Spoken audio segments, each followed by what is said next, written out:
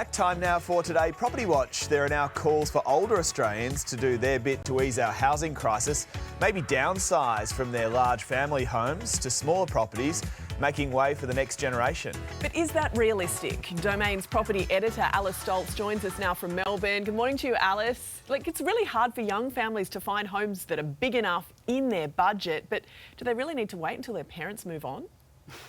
Good morning, guys. Look, part of the problem today is that many of us living in houses that are either too big or too small for us. Now, in theory, an ageing population normally does downsize their home, that idea of an empty nester, for the younger, more growing families to come through and take sort of that sort of structure of housing, I suppose. But increasingly, we're finding that downsizers in particular aren't moving on from their home. You can see up on the screen here the number of people who owned outright, which we assume is a more mature generation, have around nearly half of them have 2 extra bedrooms. And you look at that compared to a rental property, which has got much more sort of fluidity in terms of how often people are turning over those properties. And you can really understand that older generations just aren't leaving their bigger houses. Well, Alice, why? Why are they latching onto these bigger homes? Look, it's largely to do with the fact of the cost of buying and selling. Now, we know taxes like stamp duty, which is often dubbed the laziest tax around, are real sort of hurdles for people to jump over when it comes to buying a new home. You can see just how much it costs here around the country. You know, in Queensland it can be up to 5.75%. This is all depending on how much the property is that you're buying. New South Wales up to 7%, just absolutely enormous. And Victoria also can get up to 5.5%, South Australia 5.5%, and over in Perth, it's around 5.15%. But basically, you know, when you have to think about what they have to buy, that is one hurdle that they have to sort of swallow, I suppose. And also, some of the time, the properties that they want aren't there for them. The wonderful thing about life is that we often love the area and the community that we're living in. Now, increasingly, our planning isn't really meeting the needs of people when they do want to downsize. So these people who have had a lovely family home in an area where their kids went to school, when it comes to selling, the expectation is they might have to move to an apartment over a couple of levels in an area where their friends aren't. So they're more reluctant to do so.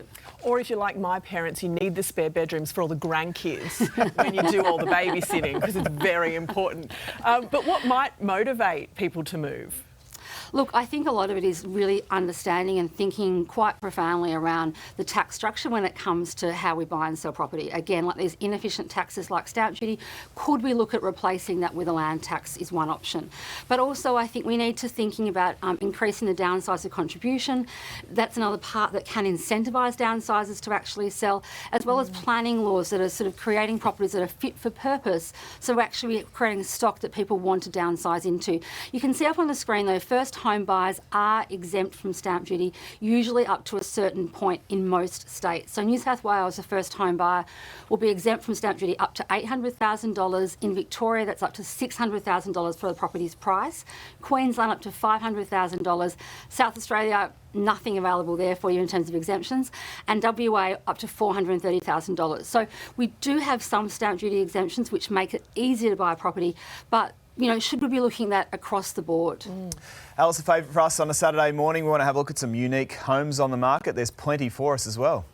We've got an incredible harbourside house up in Vaucluse in Sydney today. This house is all about the views. It's 6 bedrooms, 4 bathrooms, and it is a stunning harbourside resident. It's just 100 metres to Hermit Bay Beach, and you can look out to Middle Harbour, Rose Bay from almost every room, and it has 2 street frontages.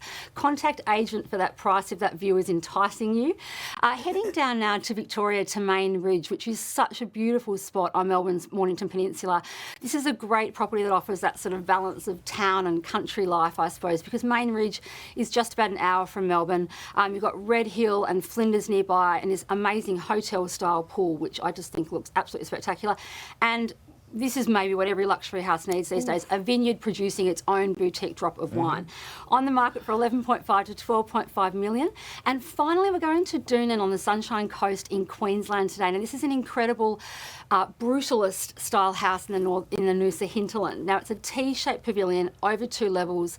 And now brutalism is that style of architecture that emerged in the 50s after the war, that was kind of the anti-fussy style of homes and has lots of bold into textures and concrete, and was the opposite of like Art Deco style of architecture. So an incredible property, around $20 million for that one. Looks good, Alice. Hey, before you go, congratulations as a Blues fan. What it a pains match. me to say. You're being very grown up about it, Clint. I'm very impressed. I'm not really. I'm sooking in the ad breaks, trust me. He is, trust me. Just incredible. took a Melbourne lot. just came alive last night. It did. Thanks for your time. More to come, Thanks, Alice. guys. More to come. Thanks, Alice. What's behind this boom? Yeah, this is a real story of growth for Australia's population. We've grown by 560,000 people in the last 12 months, and more than 80% of that growth is through net overseas migration. So the birth rate has slowed down a little bit, but it's largely through net overseas migration. So over 450,000 people arriving for work and with family. So it's a great story for the diverse community that now is growing even faster than ever.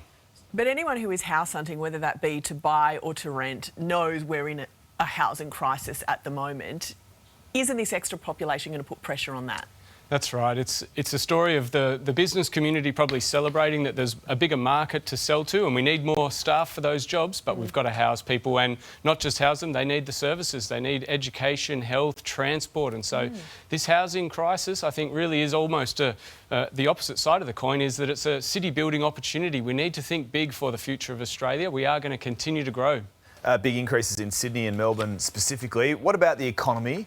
How is it going to impact jobs, inflation, for instance? Yeah, I think in terms of our job market, things will continue to stay tight as our population grows. The labour market will stay pretty tight. Unemployment will stay low as we continue to grow and build businesses to serve this growing population. And particularly that Victorian state has had the fastest growth in the last 12 months. So the largest growth is down there.